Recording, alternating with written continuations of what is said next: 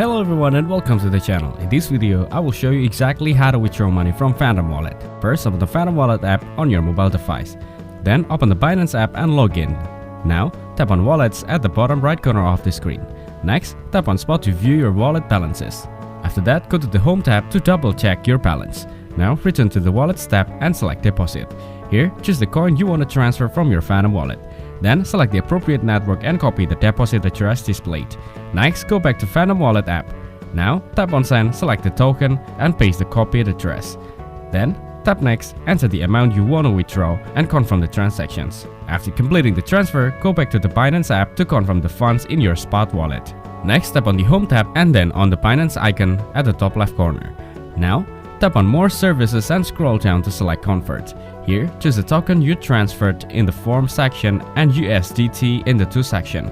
Then, enter the amount to convert and tap on the trade to complete the process. After that, go to the Trade tab and tap on P2P. Now, answer any question about the P2P trading experience if prompted. Finally, enter the amount you want to withdraw, choose your payment method, and complete the withdrawal to your bank account. Thank you everyone for watching, hope you get some value. Make sure to like the video and subscribe to our channel. Leave a comment down below. See you in the next one.